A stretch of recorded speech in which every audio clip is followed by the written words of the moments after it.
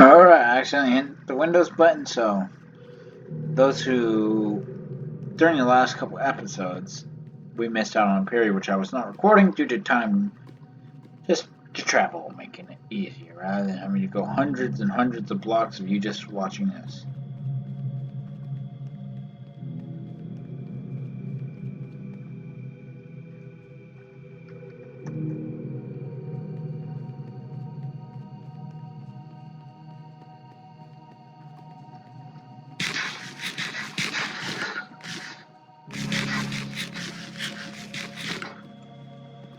We nearly died because of certain people. Which, had we died, we would have been back at spawn and I would have been pissed.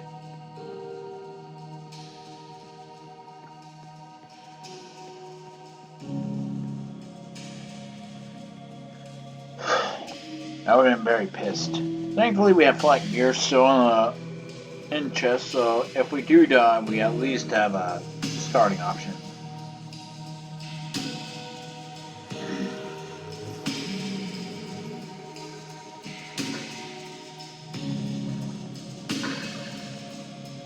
People still claiming about Pop Bob. I'm watching my back because apparently when I went through the portal, this dude just popped out of nowhere.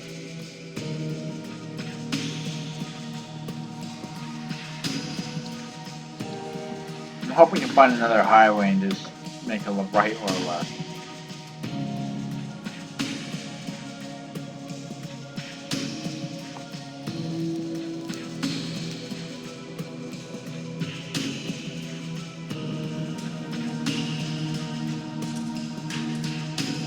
So if we see another person, we're logging off. We're going to jump in a portal for close and log off. Then wait like 10 minutes or so and then get back. As you can see, Iron Sword.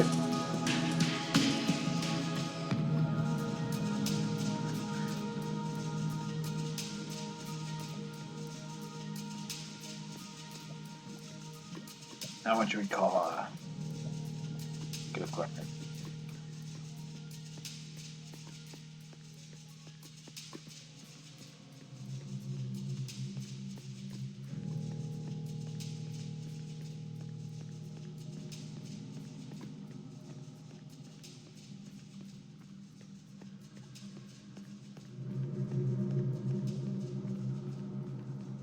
So we're recording just in case we ran into any issues, but I think we're gonna go to 75k or so and then just fly the rest of the way.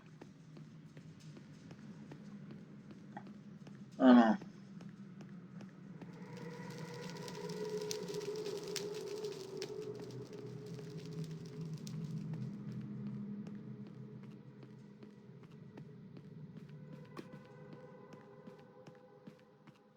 I'm playing on vanilla, but depending on how well this goes over, I might download a couple hacks like a tracer hack, which allows me to see all nearby players. Like if someone's over there, there's a line drawn from my crosshair. Like say that dirt, there'd be a line drawn from my crosshair to that dirt. Someone was right there. And I apologize for the racial profiling in the chat.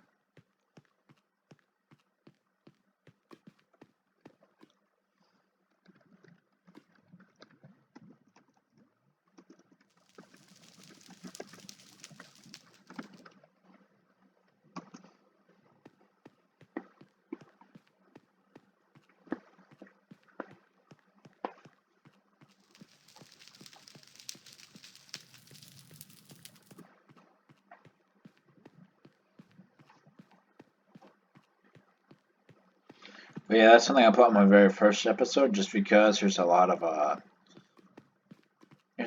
people here.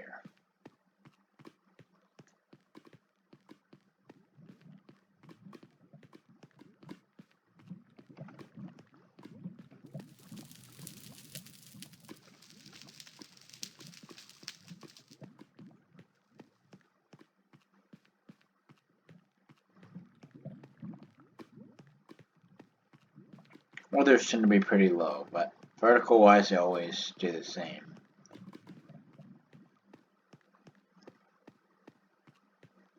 All you're really going to see on here is just me walking around. I might play some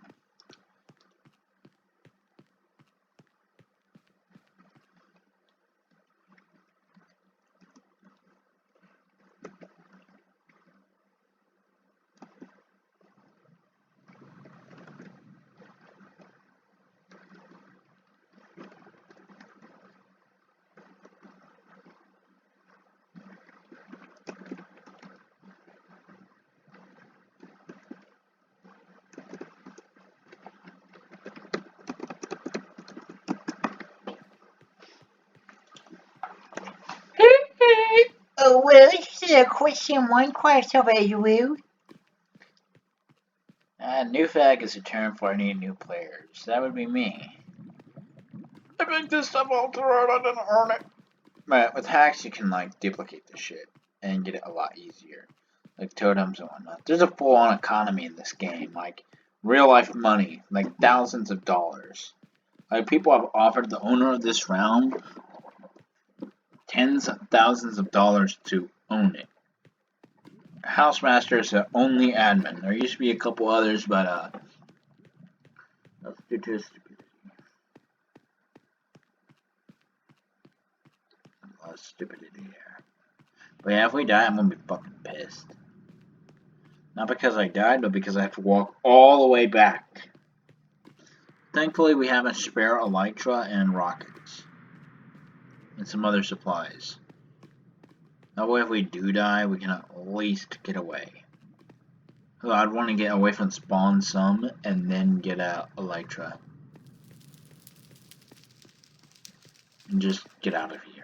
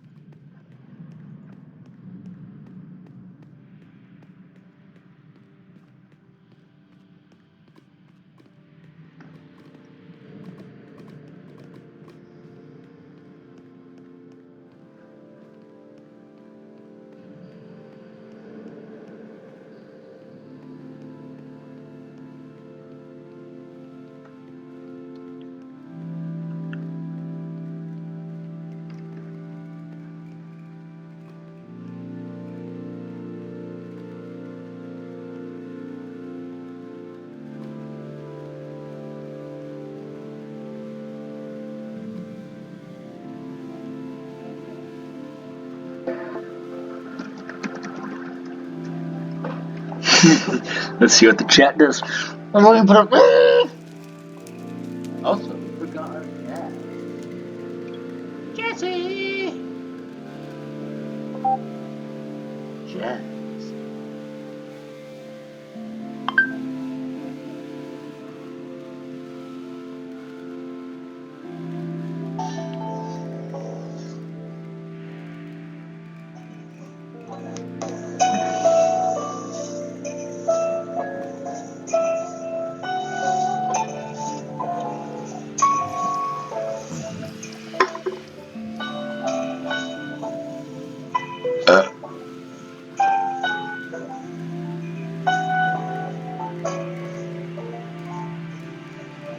There was kind of an underground tunnel as well, but that was not really that useful. This has all the portals. This is another highway.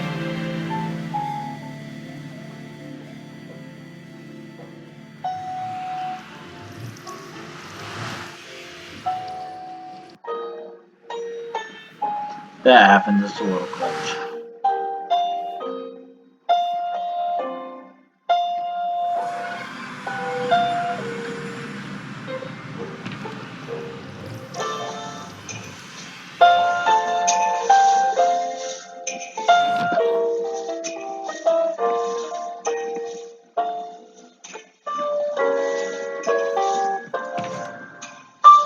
Wait, one of the rules of 2e2t?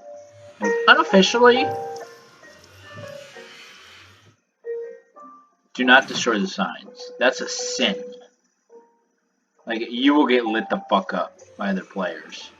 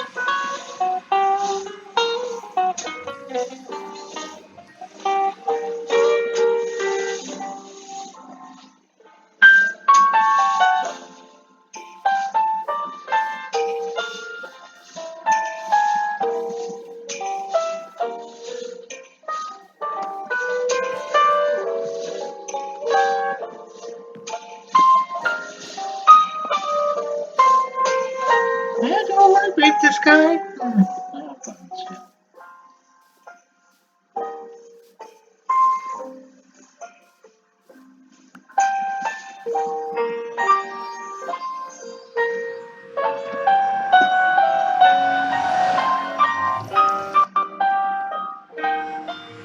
Oh no.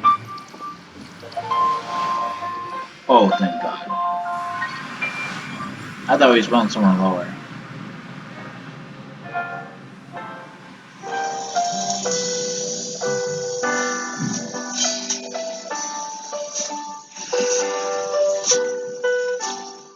Ah.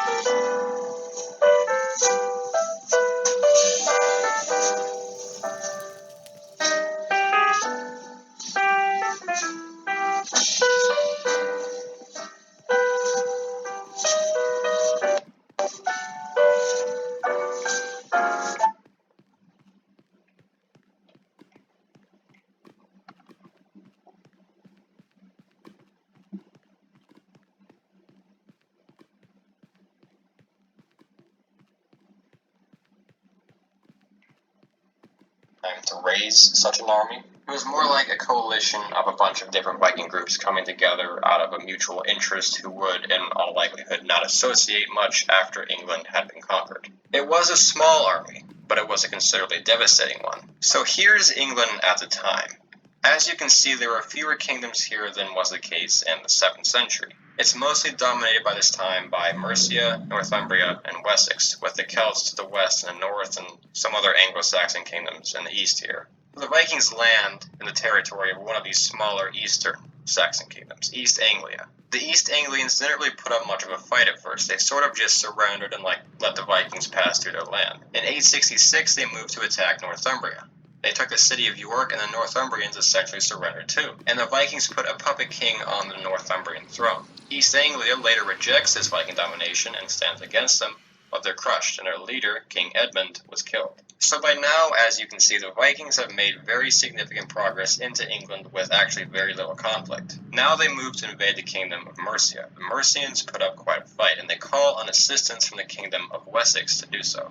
In the year 870, a Viking named Bagsig brings reinforcements called the Great Summer Army. With the Viking army now strengthened, they begin to pillage England and move toward the kingdom of Wessex. The king of Wessex at this time is a king named Ethelred, and he leads an army along with his younger brother Alfred, only 22 at the time, to take on the Vikings. They were at first not very successful, but eventually they met at what is remembered as the Battle of Ashdown. Ethelred and Alfred split their forces into two. The Vikings began to advance across the field, but Ethelred insisted on praying before advancing to meet them. Alfred, on the other hand, felt that there was no time for prayer, and he charged toward the Vikings with his half of the army. And with the help of his brother, who later did join him, he was victorious, and the Vikings retreated back to the land which they had conquered in England, referred to as the Danelaw, shown here. Ethelred actually dies that same year, and Alfred rises to become king. The Vikings, though defeated at this battle, were definitely not done, and they continued to threaten Mercia and Wessex. Alfred at first paid them off, but eventually in the year 878 he engaged them in battle again, where he was, again, victorious. It was now that the Vikings were kind of falling back. They withdrew from Mercia back to the Danelaw, and it was clear that England would remain. Accordingly, Alfred gets two very important titles placed to him in history. The first is the Great.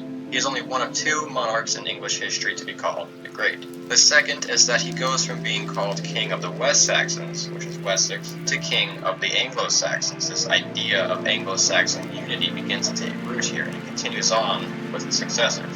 In the year 910, Alfred's son took it to even greater limits. He conquered the Vikings shown here in East Anglia and the Vikings here in Mercia as well, and began moving northward, eventually capturing York.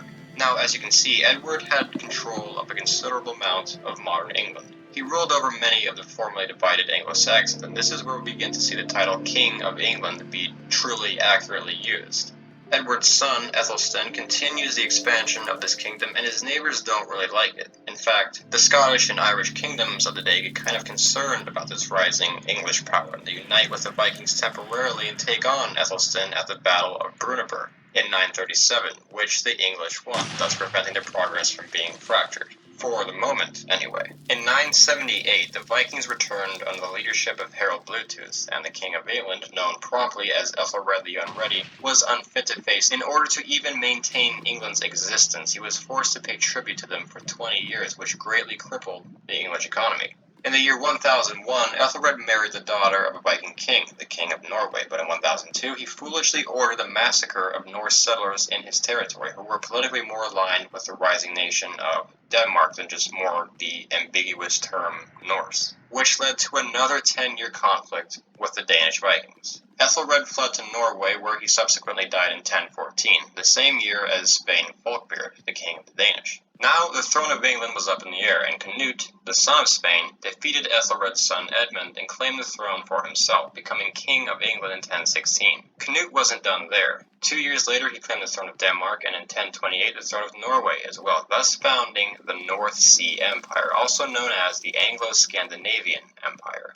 Though Canute subsequently became the second and only other king in English history to be known as the Great, his empire did not last past his death in 1035. In fact, it essentially was over with his last breath. Canute's sons did succeed him in England, and his line continued until 1042, when an Anglo-Saxon, Edward the Confessor, took the throne. Edward ruled until 1066, whereafter he died without an heir, which quite obviously was going to cause him problems. To solve this, Harold Godwinson, the richest man in England, an Anglo-Saxon to whom he likely did actually leave the throne, succeeded him. In fact, he hastily crowned himself the day of Edward's funeral. Regardless, though, Godwinson's reign was doomed from the start, and many people of the day believed it, especially as Halley's Comet had passed by England during this time, which was seen as an obvious omen. That same year, England was invaded by Harald Hardrada, the King of Norway, who had the intention of restoring the North Sea Empire.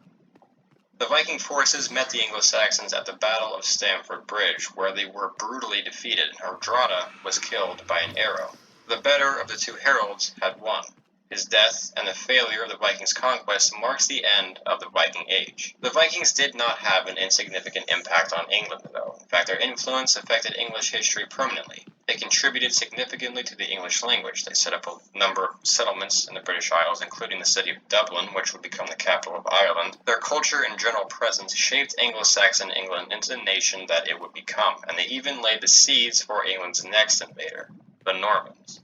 It was not even a month after Harold Godwinson's victory over the Vikings that in 1066, William the Conqueror, the Duke of Normandy, invaded England. In fact, it was only 3 days later. Part of the justification for this was that William actually had a claim to the English throne. He was related to Harold's predecessor, Edward, and William, and in fact much of Europe, believed that the throne ought to have gone to him. William was very confident in his ability to conquer England. Tales were later told that his mother had a dream of a great tree extending over Normandy in England the night that he was conceived. Now, here is Normandy. It's today a part of France, but it's important to remember Normandy was culturally and linguistically and such very similar to France, but the Normans themselves, including William, or in French, Guillaume, were the descendants of Vikings who had carved out that territory about 150 years early and simply integrated themselves into French society. In fact, the name Normandy is related to Northmen, i.e. the Vikings. So, William invades England with around 10,000 or so men, and within a few weeks he meets Harold Godwinson, who commanded maybe around 8,000 men at the Battle of Hastings. Harold and William were extremely eager to meet each other. In fact, reports tell that William actually put his armor on backwards at first to rush to meet him. The battle lasted for most of the day, and the Normans, outgunned, with having more archers and cavalry, and likely outnumbered the Anglo-Saxons. The Anglo-Saxons were defeated at this battle. Godwinson was likely killed toward the end of it, and soon thereafter, hope of victory against the Normans was lost. William the Conqueror now ruled one of the most powerful and stable kingdoms in Europe of the day. Hastings went down as one of the most significant battles in English history. Major changes followed this battle. Never again would an Anglo-Saxon rule England. The Anglo-Saxon aristocracy, too, had largely been dispossessed and replaced with Norman aristocrats. Anglo-Saxon English was now the language of the peasantry. The ruling elite spoke Norman French, and would actually continue to for some time. But Norman French and English would not remain separate. They would merge. In fact, modern English has a heavier influence from Norman French than the Anglo-Saxon Old English, giving us a plethora of words. Many Anglo-Saxon nobles simply left the country and moved to Scandinavia or Scotland or Ireland, including some of Harold Godwinson's family, who moved to Ireland. The Normans moved in to capitulate the Anglo-Saxons by asserting their dominance. They built churches and castles, including London Tower. They documented the entire country, revealing to us great detail about the societal structure of England 1,000 years ago. They gradually eliminated slavery in England, at a time reporting perhaps 10% of the population was formerly enslaved. But rebellion brewed. In the north, William faced an Anglo-Saxon rebellion which was assisted by the Danish, which he brutally suppressed. The Normans would face other rebellions too, as well as an invasion from France, but their hold over England would remain firm. William died the 9th of September in the year 1087. His successors, when they weren't busy trying to hold on to the reign, would continue to rule England and eventually moved into Scotland and invaded Wales and Ireland. William's successors were not quite as successful as he was, though. Civil war broke out over succession, so monarchy would become considerably unstable, and following 2 invasions from Scotland, England enters into a period called the Anarchy, wherein King Henry I's nephew, Stephen, and his daughter fought for control of the throne, largely because Henry I's son had unfortunately died unexpectedly. This period, which lasted 17 years, is remembered for its savage violence and bloodshed. Henry's daughter had divorced the Holy Roman Emperor and had married Geoffrey, the Count of Anjou, which becomes a very important detail. In 1033, she has a son with the Count whom she named Henry. Henry was destined to succeed his father, but his mother, Matilda, had great hopes that he would one day become King of England as well. After a considerable amount of conflict, with both sides coming close to victory and the nobility switching sides accordingly each time, the Civil War eventually ends in 1152, with Stephen becoming king.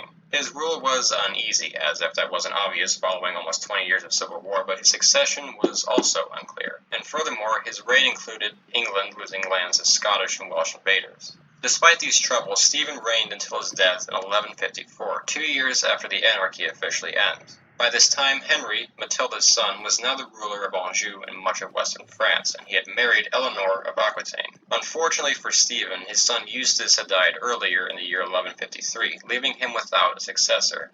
He reached an agreement with Henry of Anjou. Henry would succeed him, and there would be peace in England regarding the succession. Henry was coronated on the 25th of October, becoming Henry II and founding the Plantagenet dynasty, which would rule over the Angevin Empire, encompassing lands which would stretch from northern England to the Pyrenees. So once again, England had more French-speaking rulers from France. In fact, Henry only ever spoke very poor English. French and Latin were all that the ruler of England of the day needed. Henry II was known for his great temper. He was power-hungry, ambitious, energetic, and impulsive. To his benefit, he used these traits to secure power from the barons back to the monarchy and allowed him to expand his empire into Scotland, Wales, Brittany, and Ireland. But to his degradation, he would cause much of his own family to turn on him and would have a number of shocking incidents, such as the death of Thomas Becket, the Archbishop of Canterbury. Becket and the king had been feuding for years, and following a transgression, it's recorded that the king said in front of his men something along the lines of, "What miserable drones and traitors have I nourished and brought up my household, who have let their lord be treated with such shameful contempt by a low-born cleric." Henry's knights, overhearing these words, took them literally and assassinated Becket soon after, an event which would ruin Henry's image across Europe. Now, obviously, Henry had no intention of actually killing the Archbishop of Canterbury, but he could not control his anger and his men mistook him. In 1189, Henry would be succeeded by his third son, Richard I. It would come to be said of Richard that he possessed a coeur de lion, or the heart of a lion, because of his great success in battle, most notably during the Third Crusade, where he fought against Salah ad-Din, the Sultan of Egypt and Syria, but also, of course, in defending his father from rebellion in his youth, and also in the battlefields of France, defending his territories there. Despite being king of England, Richard would spend perhaps as little as 6 months of his reign actually in England. In fact, he didn't have a whole lot of interest in England itself. He preferred to see it as a territory which supported his much larger European empire. Richard would die in 1199 from an arrow wound which became infected while fighting in France. He was succeeded by his younger brother John, who was less of a popular ruler. In fact, he isn't remembered as a very good ruler at all in English history. He first rebelled against his father Henry while he was still king, and then later against his brother Richard while he was king, failing, of course, both times. John was deeply concerned about being the youngest son of the royal family, but when placed in positions of power, such as in Ireland, he displayed greed and power hungriness. Despite this, he still became king. It's during John's reign that the tale of Robin Hood is placed. A government so bad that a thief is actually praised. John committed quite a few mistakes during his reign. He fought multiple losing wars and in fact lost Normandy to France, and the Angevin Empire really began to collapse with John. Accordingly, John would place heavy taxes on the lower classes to pay for these wars and would seize land from the nobility and the church to augment his power. He would even go so far as to rape the daughters of his noble subjects and personally murder a contender to the throne while he had him imprisoned. The nobles decide that they can't just sit by and let this happen, and the church was pretty unhappy too. So eventually a band of these nobles, supported by the church, gathers an army and rebels against the king, and they march on London. And the Archbishop of Canterbury drafts a treaty or a new rule book that would settle the dispute, the Magna Carta, in English the Great Charter. It contained 63 new laws which the king was obligated to follow with regard to the church and the treatment of his barons. Not with so much focus on the common people just yet, but it was a start towards limiting the power of the government. King John signed it on the 15th of June, 1215. Now, John was essentially forced to sign it. He had no intention of actually following through with it, and he really didn't. The Pope annulled it, and in fact, civil war would eventually break out between John and the barons, and John would continue denying the legitimacy of it until his death in 1217. Even though the principles laid out by the Magna Carta had a rough start, it remains a significant document as being the first time in English history that certain ideals were proposed. It puts forth the idea of rule of law, that the decisions of a nation should be made with great focus on the benefit of the nation, not as much the ruling elite. It proposes that the king may be above the laws of men, but not the laws of God. The king cannot be murderous and tyrannical without being reprimanded. It created a system where many of the king's decisions had to be cross-checked with the nobles of England, a system which would lead to the modern parliament. Quite obviously, many of these principles are central to England to this day. John's son, Henry III, would also fight over the legitimacy of the Magna Carta and would actually call together the first equivalent of a parliament. Henry would be succeeded by his son, Edward I, a Longshanks, or Long-Legged. Yeah, I'm just gonna sit right here and let it. An intimidating individual in 1272. This is the king from the famous movie Braveheart, and I won't go incredibly into detail about that in this video because I've already done a video on the true story of that already. But Edward did indeed invade Scotland during his reign, earning him the nickname the Hammer of the Scots, but he did more than that too. As prince, he took part in the Ninth Crusade and would fight in the conflicts surrounding the Magna Carta in such a time. On his coronation at Westminster Abbey, which was built by his father, Edward was crowned, and he declared that he would only adorn the crown once again when all the lands lost by his father were his. He was intent on dominating the British Isles. As king, he put down rebellions in Wales, reformed English law, and reaffirmed the power of the monarchy, while at the same time setting up Parliament's permanence. Parliament gave him a route to tax his subjects to provide funding for his various wars on and off the British Isles, but problems regarding the power of the monarchy with great regard to this would continue even after his rule. He ordered the expulsion of the Jews from the country, a ban which lasted have to touch my keyboard anymore. Edward would have a very prolonged and costly war in Scotland, dealing with figures such as... Hey, I can even press something right. Good. Even though prior to this period, well, my hand's not so hurt. During this war, though, Edward procured the Stone of Scone, the stone on which all Scottish kings had thus far been coronated, and he took it to England, who owns it to this day, though it is now kept in Scotland. Though he maintained his kingdom with a strong hand, his weaker son, Edward II, lacked his strength. His son, Edward, who was only one of the 15 children that he had, would ultimately lose the lands that his father had won in Scotland to Robert the Bruce, and would be a generally weak leader. He was a very obvious homosexual, which angered the barons of his day and likely contributed to his great difficulties with his wife, who would betray him with Roger Mortimer in Wales. He neglected his kingly duties. He had the unfortunate coincidence of being a king during bad weather, i.e. a 2-year famine which killed off 10% of England's population, and he was just eventually deposed in 1327. Mortimer and his wife Isabella ruled until Edward II's son, Edward, killed Mortimer and imprisoned his mother, becoming Edward III. Edward III's early reign consisted of war with Scotland, in which he had a decent amount of success, but eventually agreed to a truce with the Scottish. Part of the reason for the war which Edward III found himself in with the Scottish was a looming threat which England was right in the middle of, an alliance between Scotland and France, perhaps medieval England's two greatest enemies. With fears of a full-on invasion of England from France, and with France interfering with English trade and with the rest of the continent, Edward knew that he would have to take action against France, and he'd have to do it soon. To counter the Franco-Scottish alliance, known as the Auld Alliance, Edward would ally himself with other European nations, notably with Portugal. The alliance with Portugal, as a matter of fact, would endure as one of the longest-lasting alliances in world history. That's not all, though.